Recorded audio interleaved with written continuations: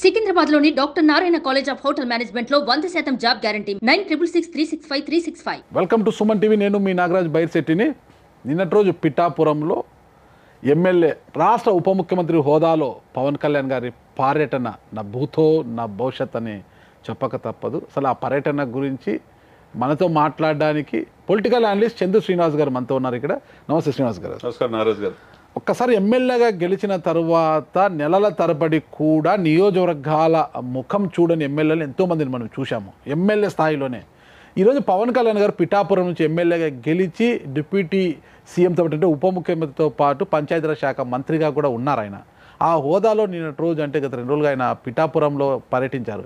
ఎలా చూడవచ్చు అంటే అంత బిజీ షెడ్యూల్లో కూడా తనను అభిమానించి ఆదరించిన పిఠాపురం నియోజకవర్గ ప్రజలు రుణం తీర్చుకోవడానికి ఆయన నిన్న వెళ్ళారు కదా, ఎలా చూడొచ్చు అంటే? డెఫినెట్గా అండి. మీరు ఆల్రెడీ చెప్పేశారు మీ ఉపోద్గతంలో నభూతో నా భవిష్యత్ అన్నారు. 100%. ఎందుకంటే ఎక్కడ ఒక ఎమ్మెల్యే కాని వ్యక్తి దశాబ్దం ప్రజల కోసం ఉన్న వ్యక్తిని 100% స్ట్రైక్ రేట్తో అసెంబ్లీలో పంపించారు. గేటు దాటనివన్న కాడి నుంచి గేటు తన్నుకొని పోయే పరిస్థితికి వచ్చి ఈ 2 ఎంపీలు 21 మంది ఎమ్మెల్యేలు అంటే భారతదేశ చరిత్రలో లేదు. దానికి ఒకే ఒక కారణం నాయకుడికి ఎదిగిన తీరు, ఓర్పు, నేర్పు, చేర్పు, కూర్పు. నేను ఎప్పుడు చెప్తుంటా ఈ 4 కలిస్తే పవన్ కళ్యాణ్. ఒకప్పుడు పవన్ కళ్యాణ్ కాదు, ఆవేశపరుడు అంటున్నారు. ఆవేశం ఎలక్షన్స్లో జగన్ నిన్ను అదపాతాలకు తొక్కపోతే నా పేరు పవన్ కళ్యాణ్ కాదు, నా పార్టీ జనసేన కాదన్నాడు. దారంపూడి నిన్ను డిటి నాయక్ ట్రీట్మెంట్ ఇవ్వకపోతే నా పేరు పవన్ కళ్యాణ్ కాదన్నాడు. చేసి చూపిస్తున్నాడు, చేసి చూపించేశాడు ఆల్రెడీ. ఒక్కటే సార్, నాయకుడు పాలిటిక్స్లో ఓర్పు ఉండాలి. నేను చెప్తున్న మాట, డెడికేషన్, డిటర్మినేషన్ ఉన్నాడు, సక్సెస్ అవుతాడు. పవన్ కళ్యాణ్ ఒకవైపు వారాహి అమ్మవారి ఇది చేపట్టాడు నియమ నిబంధనలతో 11 దీక్ష, వారాహి దీక్ష చేపట్టారు. దీక్షలో ఉండి కూడా తను చదువుకుంది ఇంటరే, సమాజాన్ని చదివాడు. ఇంటర్ పాస్ అయిన వ్యక్తి ఈ రాష్ట్రంలో రంగులేసుకునే వ్యక్తి సినిమా రాజకీయాలు పనికిరాడని విమర్శించారు. మరి ఈ రోజున ఏంటి, ఎక్కడున్నాడు? మోడీ పక్కనున్నాడు. మోదీ పవన్ కాదు తుఫాన్ అంటున్నాడు. అంటే ప్రజాదరణ, ప్రజలు మెప్పు పొందాలి, ఓర్పు ఉండాలి. ఈ రోజున మీరు అన్నట్టు నభూతున్న భవిష్యత్తు ఒక ఉప ముఖ్యమంత్రి అనే పదవి పిఠాపురం ప్రజలు ఆయన గెలిపించారు, అసెంబ్లీలో అడుగుపెట్టేట్టు చేశారు. నా బిడ్డని ఆశీర్వదించి 71,000 మెజార్టీతో జగన్మోహన్ రెడ్డి గారికి తెలుసో లేదు నాగరాజు గారు, మీకు తెలియకుండా ఏముంటుంది లేండి, 61,000 మెజార్టీయే. 61 నుంచి 65,000. ఒకప్పుడు 90,000 లక్ష దాటేది పులివెందుల్లో. ఈ రోజున చంద్రబాబు నాయుడు గారి కుప్పం ఎట్లనో శాశ్వత చిరునామా, పులివెందుల జగన్మోహన్ రెడ్డి గారు ఎట్లనో పిఠాపురం రాసుకోండి. రాబోయే దశాబ్దం కాదు, ఇంకో 2 దశాబ్దాల పాటు పిఠాపురం పవన్ కళ్యాణ్ గారికి శాశ్వత చిరునామా, సొంత నియోజకవర్గం చేసుకున్నాడు. అనేక మంది విమర్శనవాదులు కూడా వచ్చి వెళ్ళిపోతాడని చెప్పి వంగా గీతతో సహా జగన్మోహన్ రెడ్డి గారితో సహా విమర్శిస్తే నేను ఇక్కడే ఉంటా, ఇక్కడే నన్ను ఆశీర్వదించిన ప్రజలతోనే నా బిడ్డలని 3.5 ఎకరాలు నిన్న రిజిస్ట్రేషన్ చేయించాడు చూసారా, అది నాయకత్వ లక్షణాలు. అంటే 2 ఎకరాల విస్తరణలో పార్టీ ఆఫీసు, తన ఉండటానికి ఇల్లు, తన హెలిప్యాడ్ కానీ దానికోసం, అది నాయకత్వ లక్షణం. అంటే ఇమ్మీడియట్ నిర్ణయం తీసుకోవటం. రావటం 15 రోజులు లేట్ అవ్వచ్చు, వచ్చి చేయాల్సిందంతా చేశాడు 3 రోజుల్లో. 3 రోజుల్లో ఫస్ట్ రోజు చూడండి సార్, అక్కడ పిఠాపురం వేదికగా పింఛన్స్ పంపిణీ చేశాడు. తర్వాత అధికారులతో రివ్యూ మీటింగ్లు చేశాడు కదా, పార్టీని గెలిపించిన వాళ్ళతో మాట్లాడాడు కదా, టీడీపీ, జనసేన, బీజేపీ వాళ్ళతో వర్మను పక్కన పెట్టుకున్నాడు. ఎక్కడ నెగ్గాలి కదా సార్, ఎక్కడ తగ్గాలో తెలిసినోడే నాయకుడు అవుతాడు. వర్మను పక్కన పెట్టుకున్నాడు. విమర్శించే వాళ్ళు ఎవరు లేరు. ప్రతిపక్షాలు కూడా ప్రశంసించే పరిస్థితి తెచ్చుకున్నాడు. 2 రోజు కాకినాడ కేంద్రంగా ఉప ముఖ్యమంత్రి హోదాలో మీరన్న పంచాయతీరాజ్ శాఖ మంత్రి, మీరన్న గ్రామీణాభివృద్ధి శాఖ మీద, మీరన్న అటవీ శాఖ మంత్రి మీద, సైన్స్ అండ్ టెక్నాలజీ మంత్రి, కీలకమైన శాఖలు, ఆ శాఖలకి అవన్నీ తీసుకొచ్చాడు సార్. రివ్యూ పెట్టడమే కాకుండా అక్కడి నుంచే చెప్పాడు, అటవీ సంపద కొల్లగొట్టుతున్నారు, ఎవరిని వదిలిపెట్టమన్నారు. సివిల్ సప్లై మీద కూడా చెప్పాడు. చివరికి పోర్టు ఉప్పాడ చివరి రోజు 3వ రోజు తన పిఠాపురం దేశానికి ఆదర్శంగా తీర్చిదిద్దానని చెప్పి పోర్టు సిబ్బందిని కూడా వెంట పెట్టుకొని, పోర్టు మెరైన్ సిబ్బంది కూడా వచ్చారు. ఏం చేయాలంటే దానికి ఒక రక్షణ గోడ కట్టాలి. ఉప్పిన సినిమా చూసారా సార్, జాతీయ అవార్డు పొందింది. బుచ్చిబాబు కూడా అక్కడే, అదే పిఠాపురం అవుతుంది, అక్కడే షూటింగ్ చేశాడు. అంత మెరీనా బీచ్ తలదన్నే బీచ్ చేస్తానంటున్నాడు. వాగ్దానాలు నిర్వర్తించుకుంటాను, పిఠాపురం ప్రజల సాక్షిగా నేను అవినీతికి పాల్పడనని ప్రమాణం చేశాడు. ఎవరైనా అవినీతికి పాల్పడితే వాళ్ళని మాత్రం వదిలిపెట్టనని చెప్పాడు.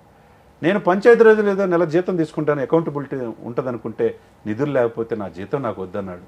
చివరికి నా యొక్క ఫర్నిచరే నేను తెచ్చుకుంటాను అన్నాడంటే మీరు కూడా నాకేదో 2 దశాబ్దాల అనుభవం అనుకోండి, మీకు దాదాపు 3 దశాబ్దాల పైన అనుభవం ఉంటుంది.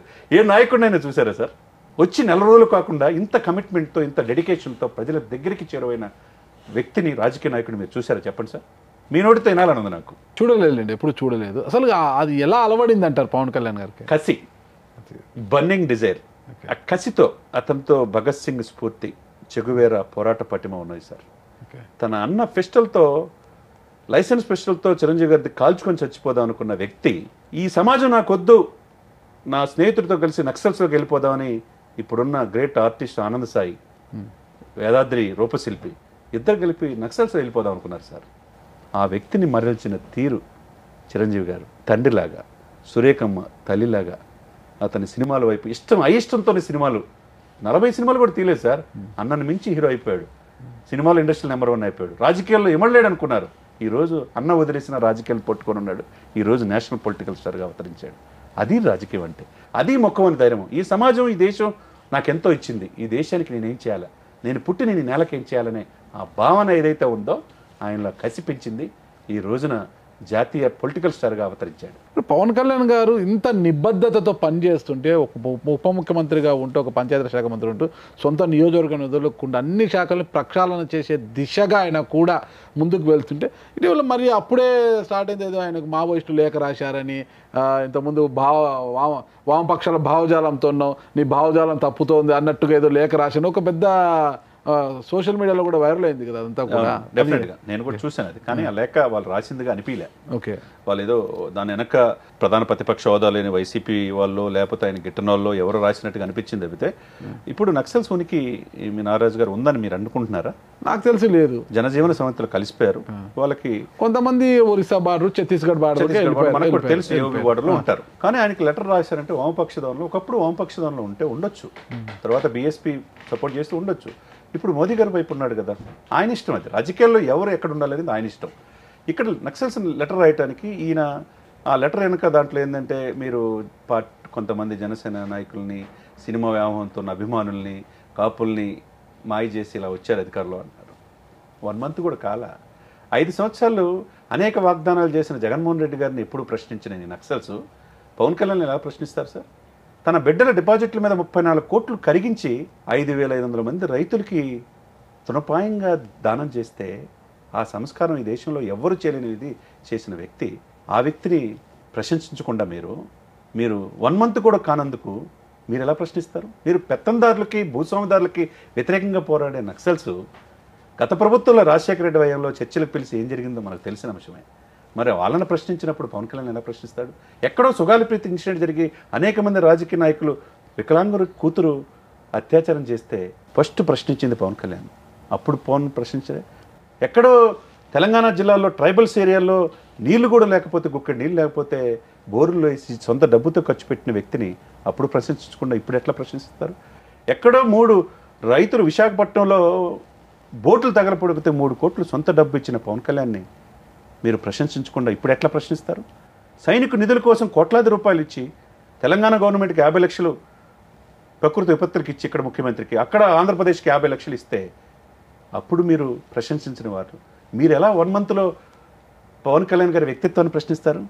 ఇది తప్పు. నక్సల్స్ రూపంలో వాళ్ళు రాయరు ఇలా, వాళ్ళ రూపంలో కొంతమంది ఎవరో రాసిందే తప్పితే పవన్ కళ్యాణ్ని ప్రశ్నించడానికి ఏమి లేదు. తనకున్నదే దానం చేసే వ్యక్తికి, ఈ చేత్తో దానం చేసిన వ్యక్తికి ఈ రెండో చేతికి తెలియకుండా దానం చేసే వ్యక్తిని ఈరోజు నక్సల్స్ అనే రూపంలో లెటర్ రాశారంటే నేను మాత్రం నమ్మనండి. యాజ్ ఏ లామెన్గా నేను నమ్మట్లా. ఎందుకంటే ప్రజలకు సేవ చేసి, ప్రజల కోసం నేను నా చివరి రక్తం పట్టు వరకు ఉంటానని చెప్పి ప్రామిస్ చేసి, నేను జీతమే తీసుకోను, నాకు ఈ డబ్బు అవసరం లేదు, ప్రజల కోసమే నేను ఉన్నానని చెప్పి 10 గంటలు 20 గంటలు రివ్యూ చేస్తా, ఈ రాష్ట్రం కోసం అహోరాత్రులు శ్రమిస్తూ ఉంటే, ఆ వ్యక్తిని 9 నెలల నుంచి కనపడిన అమ్మాయి 9 రోజుల్లో తీసుకొచ్చి జమ్మూ నుంచి తీసుకొచ్చాడంటే తేజస్విని అమ్మాయిని, అది డెడికేషన్ అంటే, అది నాయకత్వ లక్షణాలంటే, అది ప్రశంసించాలి. ఆ వ్యక్తిని ప్రశంసించాలి. ఇటువంటి వ్యక్తులు రాజకీయాలు ఉండాలని చేయాలేక తప్పితే ఈ లెటర్లు రాసి ఎవరిని బెదిరిస్తారు సార్ ఇక్కడ? ఇదంతా జరుగుతుందంటారు 5 ఏళ్ల పాటు. అంటే పవన్ కళ్యాణ్ గారు ఈ రోజు వరకు కూడా ఆయన చెప్పిన మాట తూచా తప్పకుండా చేస్తున్నారు. ఒక ప్రభుత్వ ఉద్యోగి లాగా ఉదయం లేస్తేనే వెళ్ళి కార్యాలయంలో కూర్చుంటున్నారంట. తప్పుని ఒప్పుని మొత్తం కూడా సమానంగా చూసి ప్రశ్నిస్తున్నారట. ఏ సమయానికి జరగాల జరిగి తీరాలని ఒక నిబంధన పెడితే ఇదంతా కూడా సాధ్యపడుతుందంటారు 5 ఏళ్ల పాటు. సార్ పంచాయతీరాజ్ ఉద్యోగులు చాలాసార్లు నాయకులు బొప్పరాజు గారు ఇటువంటి వాళ్ళు ముఖ్యమంత్రి కలవాలని 5 సంవత్సరాల్లో చాలాసార్లు ప్రయత్నం చేశారు. ఏ రోజు ముఖ్యమంత్రి అపాయింట్మెంట్ సకల శాఖ మంత్రి మీకు ఎవరో తెలుసు, ఆయన కలిసి వెళ్లాల్సిందే. ఎవరండి? సజ్జల రామకృష్ణారెడ్డి గారు. ఓకే ఓకే తెలుసు కదా, నాకు తెలియదు. మరి 5 సంవత్సరాలు మీకు తెలియదు, మీకు తెలిసారు. సరే సరే, ప్రజలకి ప్రభుత్వానికి తాడేపల్లి ప్యాలెస్కి ప్రజలకి దూరం అవ్వబట్టి ఇలాంటి పరిస్థితి. ఆయనకి వెళ్ళి కలవాల్సిందే. ఫస్ట్ టైం ఒక మంత్రి హోదాలో పంచాయతీరాజ్ ఉద్యోగులందరితో ఏం మాట్లాడాడు తెలుసా అండి పవన్ కళ్యాణ్ గారు? మీ కోరికలు తీర్చడాను ఎమ్మటే నేను ఏదో అల్లావుద్దీన్ అద్భుతం లేకపోతే తీర్చలేకపోవచ్చు, సమస్యకి పరిష్కారం కూడా మీరు చెప్పండి. ఒక ఉద్యోగ బిడ్డగా, ఒక ఆర్డినరీ కానిస్టేబుల్ బిడ్డగా ఒకటో తారీఖు జీతం లేకపోతే ఆ ఇబ్బందులు నాకు తెలుసు అన్నాడు చూసారా? అది నాయకుడు అంటే. వాళ్ళ కళ్ళమని నీళ్ళు పెట్టుకున్నారు సార్ ఉద్యోగ సంఘాలు. ఇలా 5 సంవత్సరాలు జగన్మోహన్ రెడ్డి గారు ఏ రోజు మమ్మల్ని పిలిపించి మాట్లాడలేదన్నాడు సార్. వారంలో ఒక రోజు చెప్పండి మీ కోరికలు, మీ సమస్యలు తీర్చడానికి నేను ఉంటా, మీకు అపాయింట్మెంట్ ఇస్తారని చెప్పాడు సార్. అది శాఖల మీద ఒక పొట్టు అంటే. 10 గంటలు 15 గంటలు రివ్యూ చేస్తా ఎవరైనా చేస్తారు సార్? ఏ లెటర్ ఇచ్చినా చూసి 1 గంట 2 గంటలైనా వెచ్చించి దీంట్లో ఏందని చూసి సంతకం పెడుతున్నాడు సార్. ఆయన ఇంటర్ చదివింది, సమాజాన్ని చదివాడు, కొన్ని లక్షల పుస్తకాలు చదివాడు. మరి ఆయనకేమి డబ్బు ఇవ్వలేదు సార్. 2 కోట్లు 10 రోజులు సినిమా తీస్తే సినిమాకు 100 కోట్లు, సంవత్సరానికి 1000 కోట్లు ఏ తునపాయంగా వదిలేసి ఆంధ్రప్రదేశ్ ప్రజల కోసం, ఈ దేశం కోసం పరితపిస్తున్నాడు సార్. అటువంటి వ్యక్తిని స్ఫూర్తిగా తీసుకోవాలి. చూద్దాం ఇంకా పవన్ కళ్యాణ్ గారు మరింత మందికి స్ఫూర్తిదాయకంగా నిలుస్తారా అన్నది, పరిపాలన ఏ విధంగా ఇక ముందుకు పోతుంది అనేది కూడా చూద్దాం. థ్యాంక్ యూ శ్రీనివాస్ గారు, నమస్తే. Thank you.